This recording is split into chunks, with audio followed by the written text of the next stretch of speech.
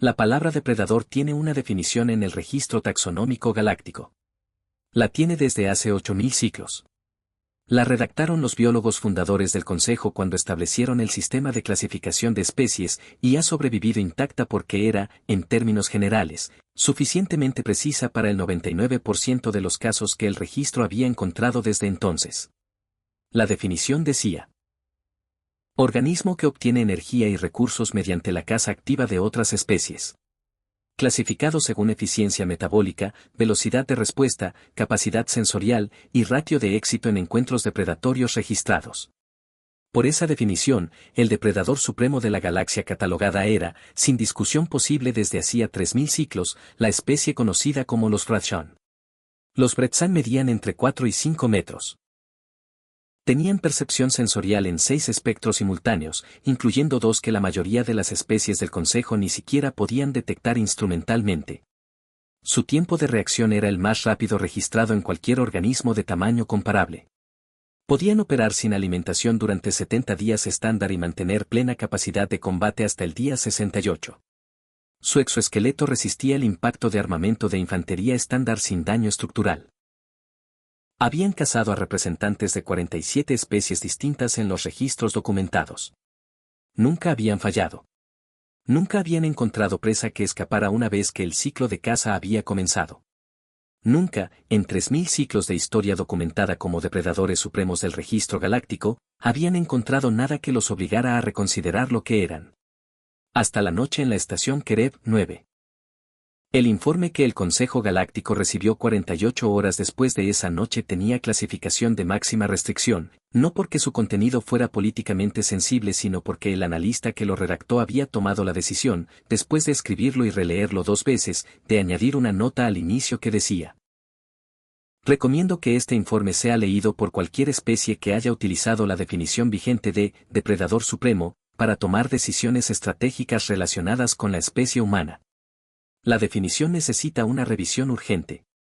No porque sea incorrecta, sino porque está incompleta de una forma que resulta ser relevante para la supervivencia. El analista se llamaba Ravsad. Llevaba 22 ciclos estudiando comportamiento depredatorio comparativo. Tardó 11 horas en escribir el informe. Tardó otros 3 en decidir si incluir la nota inicial o no. La incluyó porque era honesto, y porque en 22 ciclos estudiando depredadores había aprendido que la diferencia entre la información completa y la incompleta no era académica. Era la diferencia entre sobrevivir y no sobrevivir. Para entender lo que ocurrió en Kerev 9, hay que entender 2 cosas. La primera es lo que son los Bretxan. Los Bretxan evolucionaron en Radcram, un planeta de baja gravedad y temperatura extrema con ciclos de oscuridad de 40 días estándar. En ese entorno, la caza no era una actividad opcional sino la única estrategia de supervivencia viable para cualquier organismo de su tamaño metabólico. Durante 400.000 años de evolución, la selección natural en Radcram había producido exactamente lo que el registro galáctico clasificaba. El organismo más eficiente en la detección, persecución y captura de presas que la biología conocida había generado. Su percepción sensorial en 6 espectros les permitía detectar el calor corporal de una presa a través de paredes de metal estándar. Podían rastrear por bioluminiscencia residual, por perturbación electromagnética del entorno, por vibración del suelo hasta 200 metros. En oscuridad total, en temperatura extrema, en entornos donde la mayoría de las especies del Consejo quedaban efectivamente ciegas, los Bretxan operaban con plena capacidad. Eran, en todos los sentidos medibles, exactamente lo que el registro decía que eran. El problema era lo que el registro no medía. La segunda cosa que hay que entender es lo que produce un planeta como la Tierra. No en términos de biología general. En términos específicos. En términos de lo que produce una infancia en un planeta que tiene terremotos, inundaciones, volcanes, océanos con depredadores de 30 metros, virus que mutan, hongos que infectan y bacterias que descomponen. En términos de lo que produce crecer en una especie que lleva 200.000 años siendo simultáneamente depredador y presa, que ha construido civilizaciones y las ha visto colapsar, que ha encontrado formas de sobrevivir en cada entorno hostil que su planeta le ha presentado no porque tuviera las herramientas biológicas para hacerlo sino porque encontró la forma de fabricar esas herramientas. Lo que produce ese proceso, después de 200.000 años, no es fuerza. Es algo más difícil de medir y más difícil de enfrentar. Es la capacidad de seguir funcionando cuando todo lo demás ha fallado. La humana que estaba sola en la estación Kerev 9 cuando los Bretsan llegaron se llamaba Mara Osei. Tenía 37 años terrestres. Era ingeniera de mantenimiento de sistemas de soporte vital en instalaciones de clase media de la Federación Galáctica. No tenía formación militar. No tenía experiencia en combate. Su expediente en los registros de la Federación era completamente ordinario. 17 años de trabajo técnico competente en entornos de aislamiento, sin incidentes disciplinarios, sin commendaciones especiales, sin nada que la distinguiera de los miles de técnicos que mantenían funcionando las instalaciones medianas de la Federación en los bordes menos poblados del cuadrante. Era, en todos los sentidos que el registro sabía medir, completamente ordinaria. Eso fue lo que los Bretsan vieron cuando llegaron a Kerev 9. Lo que no vieron, porque el registro no lo medía, era lo que 17 años de trabajo de mantenimiento en instalaciones de aislamiento le habían dado a Mara Osei junto con la formación técnica. Le habían dado algo que en el idioma humano tiene un nombre corto y que tarda mucho tiempo en explicar: criterio. El criterio de alguien que ha pasado 17 años resolviendo problemas en entornos donde pedir ayuda tarda horas en producir resultado, donde el siguiente turno de personal está a 3 días de viaje, donde la diferencia entre un sistema que falla de forma manejable y uno que falla de forma catastrófica es exactamente la atención que le prestas en los primeros 10 minutos. El criterio, específicamente, de alguien que sabe cuando el problema que tiene delante es un problema de recursos y cuando es un problema de tiempo. Y que nunca confunde los dos. La estación Kerev 9 era una instalación de relevo de comunicaciones en el borde del sector 4. 200 metros de diámetro, diseñada para un personal permanente de 12 personas y un personal rotativo de hasta 30. En el momento del incidente, el personal total era de 1. Mara Osei. Los otros 11 miembros del equipo permanente habían sido evacuados 48 horas antes por un fallo en el sistema de refrigeración del reactor principal que había generado una alerta de nivel 3. El protocolo era claro: evacuación del personal no esencial, un técnico de mantenimiento senior se queda para gestionar la reparación y garantizar que los sistemas de comunicación del sector no se interrumpan, el resto regresa cuando el reactor está estable. Mara era el técnico de mantenimiento senior. El reactor llevaba 40 horas estabilizándose cuando los sensores perimetrales de la estación detectaron la aproximación. No una nave de la Federación. No una nave comercial. No nada que tuviera identificación en los registros de tráfico del sector. Una nave Bretsan. Mara leyó la lectura del sensor 2 veces. Luego accedió al registro de identificación de naves del Consejo Galáctico y confirmó lo que el sistema le estaba diciendo. Bretsan. Una nave de clase cazadora. Capacidad para entre 2 y 4 individuos. Mara había leído los expedientes estándar de la Federación sobre las principales especies del Consejo cuando llegó a su primer destino de trabajo, 17 años atrás. Era el protocolo: conocer con quién podías encontrarte en los bordes del espacio federado. Recordaba lo que decía el expediente de los Radshan con la claridad específica de las cosas que lees y decides que esperas no tener que recordar nunca. Depredadores supremos catalogados. Evitar contacto no supervisado. En caso de encuentro no planificado, no demostrar comportamiento de presa. Contactar inmediatamente con autoridades de la Federación. Mara intentó contactar con las autoridades de la Federación. El sistema de comunicaciones de largo alcance tardaba 4 horas en producir una respuesta en el sector 4. En circunstancias normales, eso era una incomodidad menor. En este momento, con una nave Bretsan a 22 minutos de distancia de acoplamiento, era el problema central. Tenía 22 minutos y ninguna ayuda en camino. Mara Osei apagó la pantalla del sensor, se quedó quieta durante exactamente 4 segundos, y luego fue a buscar los planos de la estación. No para encontrar un lugar donde esconderse. Para entender con qué contaba. Los Bretsan entraron en la estación Kerev 9 18 minutos después de que Mara detectara su aproximación. Eran 3. El registro tenía razón en casi todo: 4,5 metros de altura, exoesqueleto brillante en el espectro infrarrojo, movimientos con esa fluidez específica de los organismos cuya musculatura había evolucionado para la caza en gravedad baja. En el sistema de visión nocturna de las cámaras internas de la estación, que Mara había activado y vinculado a su tablet personal en los 18 minutos que había tenido, parecían exactamente lo que eran. Lo más peligroso que había entrado en cualquier espacio donde ella hubiera estado. Los vio entrar por la esclusa principal. Los vio detenerse y orientarse, sus cabezas girando con esa rotación de 300 grados que el expediente describía como parte de su protocolo de rastreo sensorial inicial. Los vio detectar su firma térmica a través de los paneles del corredor B donde ella había estado posicionada 4 minutos antes. 4 minutos antes. Mara había leído el expediente 17 años atrás, pero la información relevante la recordaba con precisión. Los Bretsan rastreaban por calor residual hasta 40 minutos después de que la presa había abandonado una posición. 4 minutos de margen era mínimo pero suficiente para el siguiente paso, que dependía no de distancia sino de algo más complicado. Dependía de que ellos leyeran lo que ella quería que leyeran. Hay algo que 17 años de mantenimiento de sistemas de soporte vital enseñan sobre los sistemas complejos, sean mecánicos o biológicos. Todo sistema optimizado para una función específica tiene puntos ciegos en exactamente las áreas donde esa función no requiere atención. Un sistema de climatización optimizado para temperatura constante tiene puntos ciegos en variaciones de humedad. Un sistema de comunicaciones optimizado para largo alcance tiene puntos ciegos en frecuencias de corto rango. Un depredador optimizado para la caza de presas que huyen tiene puntos ciegos en presas que no huyen. Mara no iba a huir. No porque no tuviera miedo, que lo tenía, con una claridad y una precisión que en el idioma humano se llama miedo útil, el tipo que acelera el pensamiento en lugar de paralizarlo. Sino porque había pasado 4 minutos mirando los planos de la estación y había entendido algo fundamental. En una instalación de 200 metros de diámetro con 3 depredadores que podían rastrear calor residual durante 40 minutos, huir era perder. No podía ganarles en velocidad. No podía ganarles en fuerza. No podía ganarles en capacidad sensorial. Lo que podía hacer era lo único que 17 años en instalaciones de mantenimiento le habían enseñado a hacer mejor que ningún otro, conocer el sistema donde estaba mejor que cualquiera que acababa de llegar a él. Creb 9 era su casa desde hacía 2 años.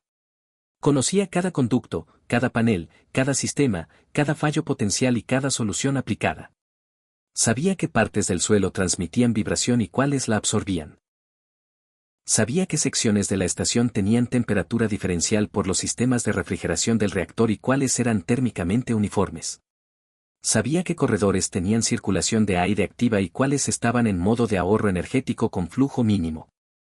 Los Bretsan eran los mejores cazadores de la galaxia catalogada. En un entorno que conocían. Esta era la instalación de Mara. El líder del grupo de caza Bretsan se llamaba, en la transliteración más aproximada al idioma estándar galáctico, Crashford. 120 años de caza. 43 presas distintas. Récord perfecto. En su experiencia, la presa en espacio cerrado seguía uno de 3 patrones. Ocultamiento estático, movimiento aleatorio de pánico, o movimiento dirigido hacia una salida. Los 3 producían el mismo resultado a diferente velocidad. La presa humana en Creb 9 no seguía ninguno de los 3 patrones. Sus rastreos térmicos la mostraban en movimiento constante, pero no el movimiento de pánico ni el movimiento dirigido. Era un movimiento que Crashford tardó 40 minutos en clasificar y que al final no pudo clasificar con ninguna de sus categorías existentes. La presa se movía como si estuviera trabajando. No como si estuviera huyendo de los cazadores. Como si estuviera haciendo algo en la instalación que requería desplazarse de un punto a otro con una lógica que no tenía nada que ver con la posición de los cazadores. Cresbor había cazado 43 especies distintas. Ninguna había hecho esto. Envió a uno de sus compañeros, Bretsan, por el corredor este para cortar cualquier ruta hacia la esclusa de emergencia. Envió al tercero, Bradcal, por los conductos superiores para ganar posición elevada. Él mismo avanzó por el corredor central siguiendo la firma térmica más reciente. El corredor central de Creb 9 tenía una característica que Crashford detectó pero no procesó como relevante: la temperatura era 3 grados más baja que el resto de la instalación. Una anomalía menor. Las instalaciones de la Federación tenían inconsistencias térmicas frecuentes por sus sistemas de climatización imprecisos. Lo que Crashford no sabía, porque no tenía razón para saberlo, era que la temperatura diferencial en el corredor central no era una anomalía del sistema de climatización. Era intencional. Mara había pasado los primeros 40 minutos del incidente redirigiendo el flujo de refrigeración del reactor en reparación hacia los conductos del corredor central. No para bajar la temperatura del corredor.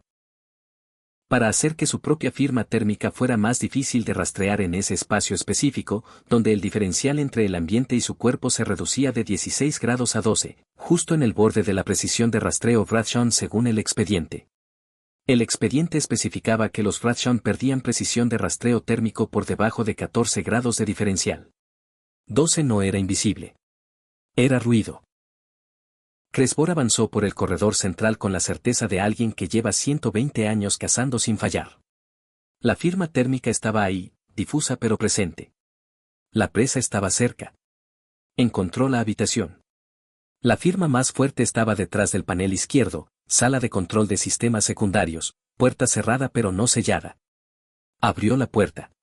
La sala de control de sistemas secundarios estaba vacía.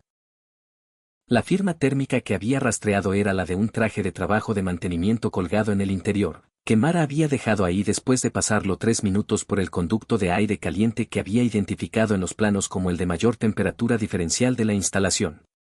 Un traje vacío. Caliente. Exactamente a la temperatura corporal correcta. Cresbor procesó esto durante 2 segundos. En 120 años de caza, ninguna presa había usado un señuelo. Drepsot, el analista que escribiría el informe 48 horas después, pasó semanas reconstruyendo lo que había ocurrido en Kerev 9 con la información disponible, los logs de los sistemas de la estación, las grabaciones de las cámaras internas y el testimonio de Mara Osei. Lo que encontró fue algo que le costó articular de una forma que no sonara a exageración. Los Bradshaw eran los mejores cazadores que la biología galáctica conocida había producido. Eso era cierto. Sus capacidades sensoriales, su velocidad, su resistencia, su exoesqueleto, todo era real y todo era exactamente lo que el registro decía que era. El problema era que todas esas capacidades habían evolucionado para un propósito específico, cazar presas que se comportaban como presas. En 400.000 años de evolución en Radcram y en 3.000 años de caza interestelar documentada, ninguna presa había hecho lo que Mara Osei estaba haciendo. No porque ninguna presa hubiera sido suficientemente inteligente para intentarlo. Muchas especies del Consejo eran más inteligentes que los humanos en términos de procesamiento cognitivo puro, capacidad de cálculo, memoria, o velocidad de aprendizaje formal. El problema no era inteligencia. Era algo diferente. Era lo que Drepsot, después de semanas intentando encontrar la palabra correcta en distintos idiomas galácticos, terminó describiendo con un término que tomó prestado del registro de comportamiento humano porque ningún otro idioma que consultó tenía un equivalente preciso. Adaptación táctica en tiempo real bajo estrés extremo. La mayoría de las especies, incluyendo muchas más inteligentes que los humanos en métricas estándar, experimentan una degradación cognitiva bajo estrés extremo. Las funciones de planificación a largo plazo se reducen. El procesamiento se estrecha hacia respuestas inmediatas. La creatividad disminuye. Es una respuesta evolutiva perfectamente razonable, en la mayoría de las situaciones de peligro real, pensar rápido y actuar es más útil que planificar con detalle. Los humanos, según los datos disponibles y la hipótesis de Drepsot, habían evolucionado de forma diferente. No porque fueran inmunes al estrés, sino porque 200.000 años en un planeta que los ponía bajo estrés extremo de forma regular habían producido una selección específica. Los individuos humanos que sobrevivían en ese planeta no eran los que respondían mejor bajo condiciones normales. Eran los que degradaban menos bajo condiciones extremas. La diferencia era sutil pero era todo. Bajo estrés extremo, la mayoría de las especies pensaban peor. Los humanos pensaban diferente.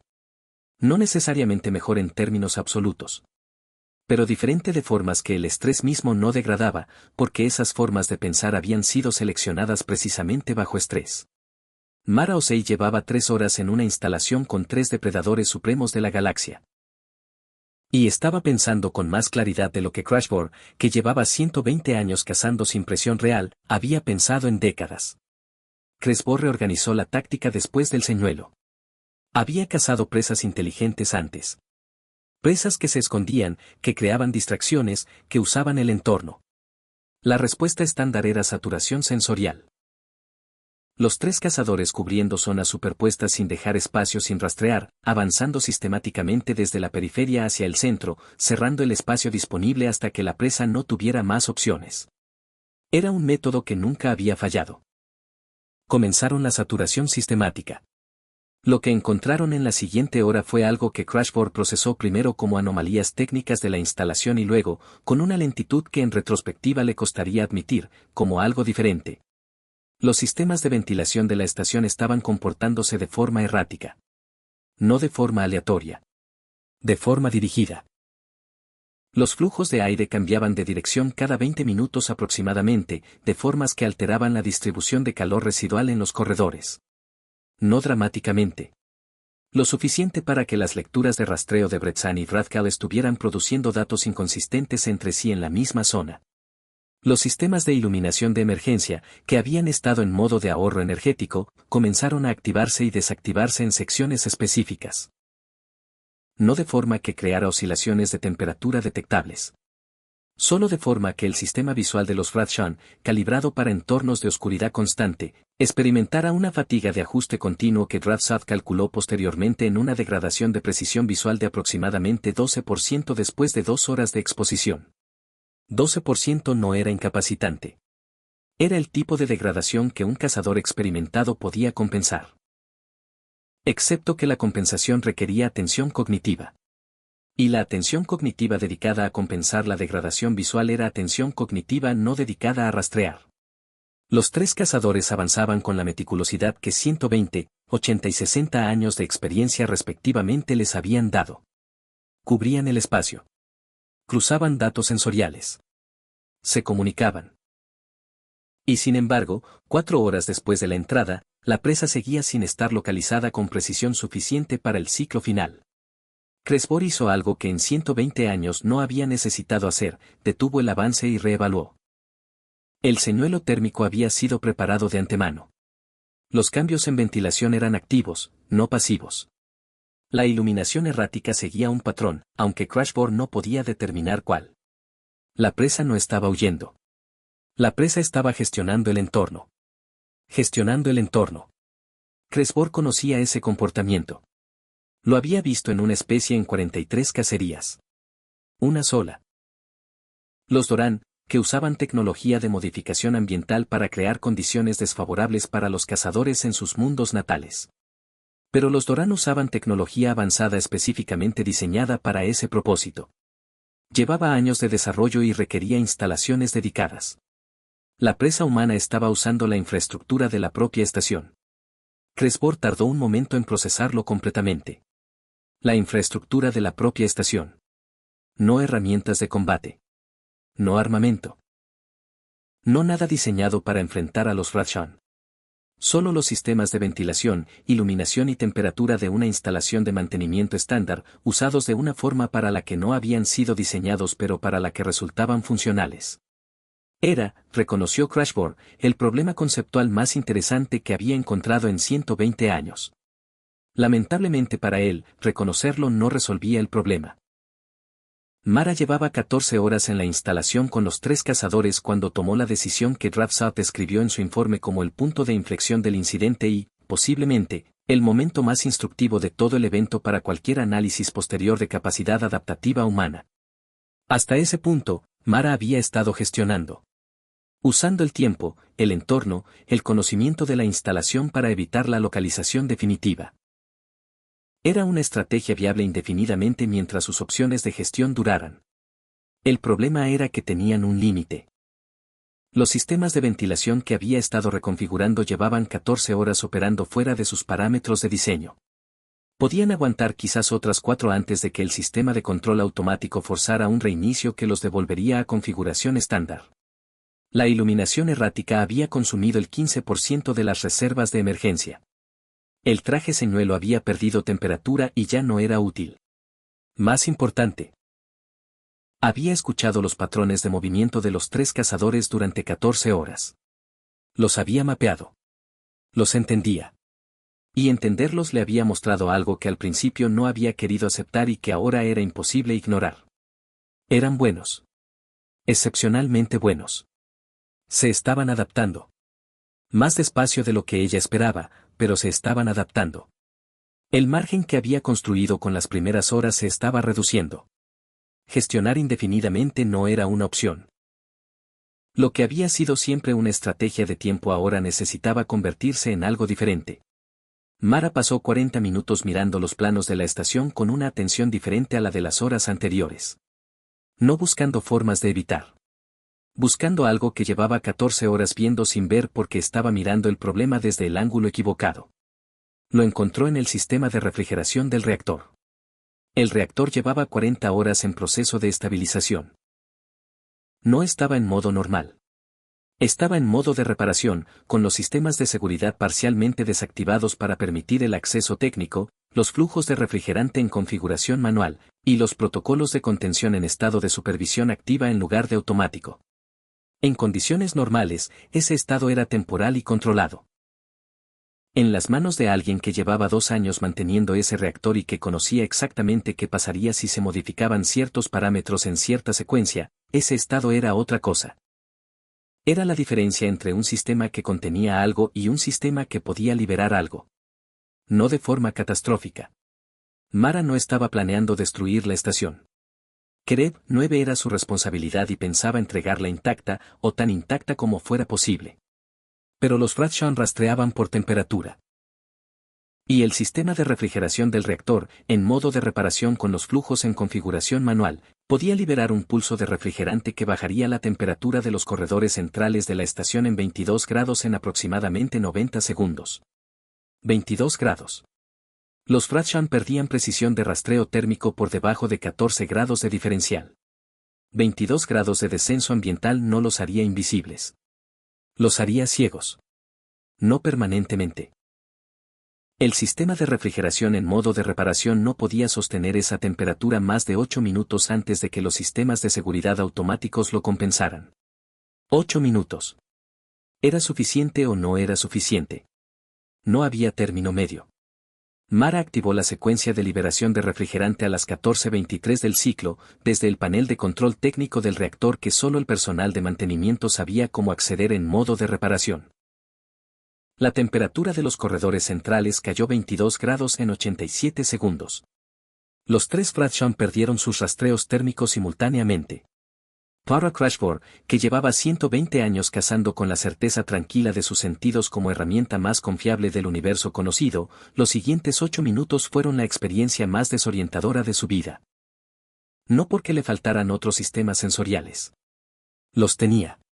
Vibración, electromagnético, bioluminiscencia residual. Pero todos ellos habían estado calibrados durante 14 horas en una instalación donde los sistemas ambientales se comportaban de forma no estándar.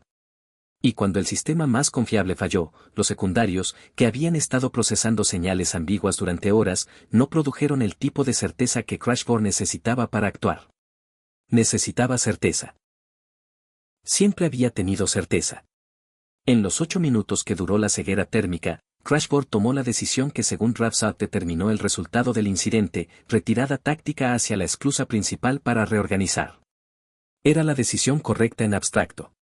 Con información incompleta y sensores comprometidos, consolidar posición era protocolo estándar. Era la decisión incorrecta en Kerev 9, porque Mara sabía que esa era la decisión que tomarían.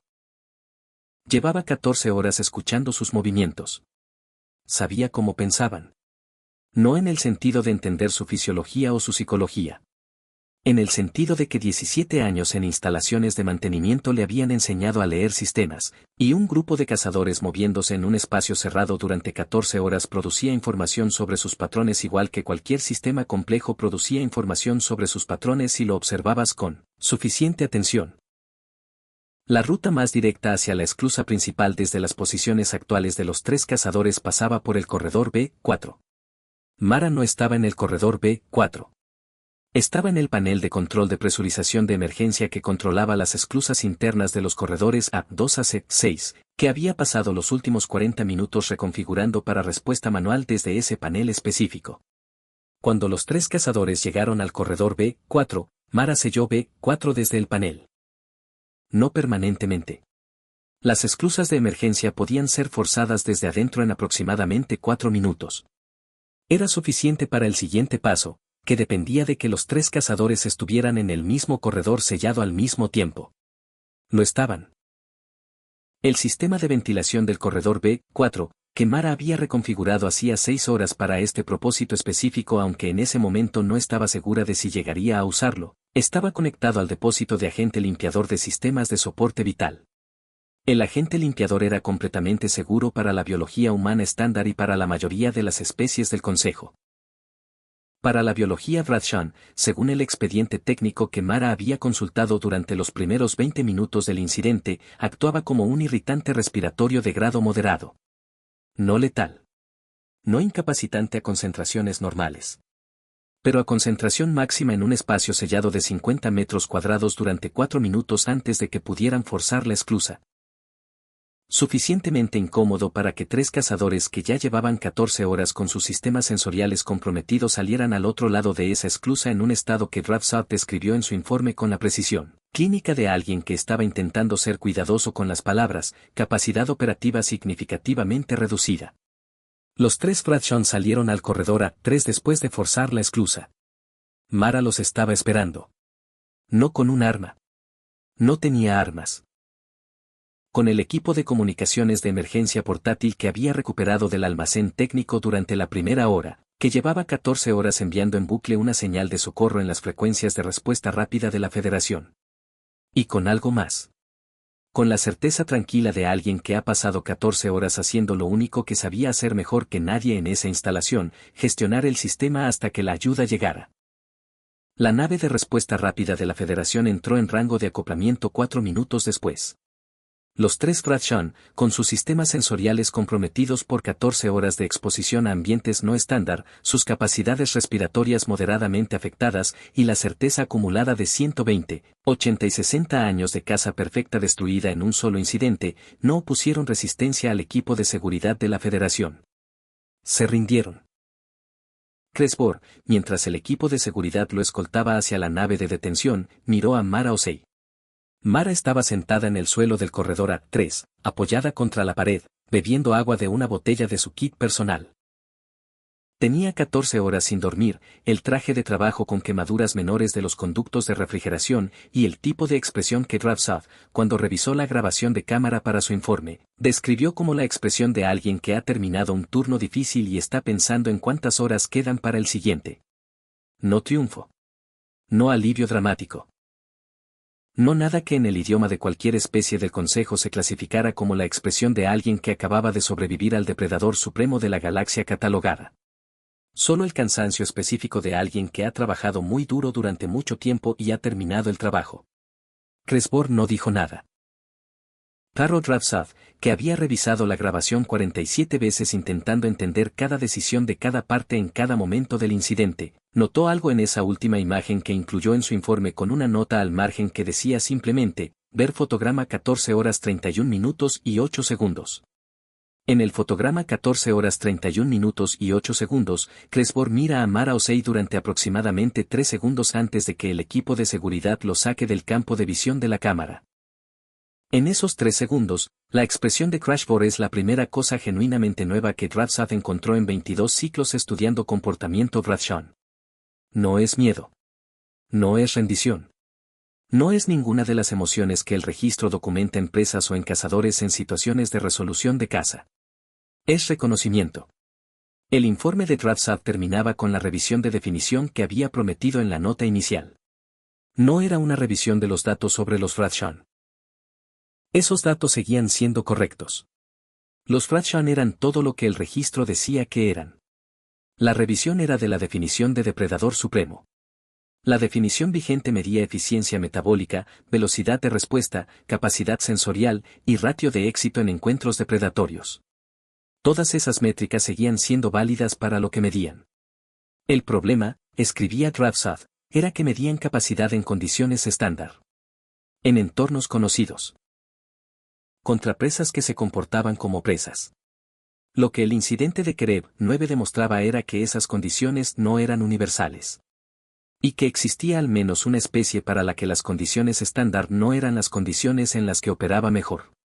Los humanos, escribía Ravsat, no eran el depredador supremo de la galaxia catalogada por ninguna de las métricas vigentes. No eran los más rápidos, ni los más fuertes, ni los más resistentes, ni los mejor equipados sensorialmente. Pero eran, según todos los datos disponibles, la especie que menos diferencia producía entre sus capacidades en condiciones estándar y sus capacidades en condiciones de colapso total. En términos prácticos, la distancia entre lo que un Bretzan podía hacer en su entorno óptimo y lo que podía hacer en un entorno diseñado contra él era grande. La distancia entre lo que un humano podía hacer en condiciones óptimas y lo que podía hacer en condiciones de colapso era pequeña. Esa diferencia, concluía Draftsat, era la variable que la definición vigente no medía. Y era, posiblemente, la variable que más importaba. Recomiendo que el registro considere añadir una categoría adicional a la clasificación de depredadores. Propongo llamarla, coeficiente de degradación por entorno adverso. Es la medida de cuánto pierde una especie cuando las condiciones dejan de ser favorables para ella. Los Frachon tienen un coeficiente alto. Son extraordinarios en condiciones óptimas y significativamente menos efectivos cuando esas condiciones se alteran. Los humanos tienen un coeficiente bajo. No son extraordinarios en ninguna condición particular. Pero la diferencia entre lo que pueden hacer cuando todo funciona y lo que pueden hacer cuando todo falla es menor que la de cualquier otra especie que he estudiado. Eso no los hace el depredador supremo en el sentido que el registro mide actualmente. Pero en el único entorno donde el depredador supremo importa de verdad, que es el entorno donde las cosas han salido mal, donde los planes han fallado y los sistemas han colapsado y la certeza ha desaparecido, los datos sugieren que son exactamente eso. El incidente de Kerev 9 es una muestra de uno. No es suficiente para una conclusión definitiva. Pero es suficiente para una advertencia. No acorrale a un humano solo en un espacio que él conoce mejor que usted. Especialmente si ese humano lleva 17 años aprendiendo qué pasa cuando los sistemas fallan. Porque lo que el humano sabe que usted no sabe es exactamente cómo hacer que fallen en el orden correcto. Los técnicos de mantenimiento de la Federación tenían la obligación de completar un informe después de cualquier incidente que afectara a la instalación bajo su responsabilidad. Era un formulario estándar con 14 campos. El campo 14 decía: observaciones adicionales del técnico responsable. La mayoría de los técnicos lo dejaban en blanco o escribían una línea. Mara Osei escribió 3 párrafos. Decían: el reactor completó su proceso de estabilización durante el incidente y está operativo al 93% de capacidad nominal. Los sistemas de ventilación requieren recalibración después de las modificaciones manuales. El sistema de iluminación de emergencia necesita recarga de reservas. La esclusa del corredor B4 tiene daños menores en el mecanismo de forzado que deben repararse antes de la próxima operación estándar. El depósito de agente limpiador de soporte vital está al 42% de capacidad, requiere reposición. Nota técnica: el uso del agente limpiador de soporte vital fuera de su aplicación de diseño fue experimental y funcionó dentro de los parámetros esperados según las especificaciones fisiológicas disponibles. Recomiendo que el protocolo de incidentes de la Federación considere incluir información sobre la sensibilidad respiratoria de especies visitantes frecuentes como dato estándar en los briefings de instalación. Habría ahorrado tiempo. Nota personal: la instalación está operativa. No he dormido en 16 horas. Si alguien pudiera traer algo para comer en la nave de respuesta, se lo agradecería. Drepsot leyó esas 3 líneas cuando le llegó el informe completo del incidente. Las leyó 2 veces. Luego añadió una nota al final de su propio informe que no era análisis ni recomendación. Era simplemente una observación que no había podido dejar de hacer. En 14 horas enfrentando al depredador supremo catalogado de la galaxia, la técnica Mara Osei usó sistemas de ventilación, un traje de trabajo vacío, la infraestructura de refrigeración de un reactor en reparación, un agente de limpieza, y 14 horas de observación de patrones de movimiento. En ningún momento de su testimonio, sus registros de actividad, o las grabaciones de cámara disponibles, hay evidencia de que considerara la posibilidad de no sobrevivir. No porque no tuviera miedo. Los indicadores fisiológicos registrados por los sensores de la instalación durante el incidente muestran niveles de estrés consistentes con una amenaza percibida de alto riesgo. Sino porque, según sus propias palabras en el testimonio posterior, no tenía sentido pensar en eso. Tenía cosas que hacer.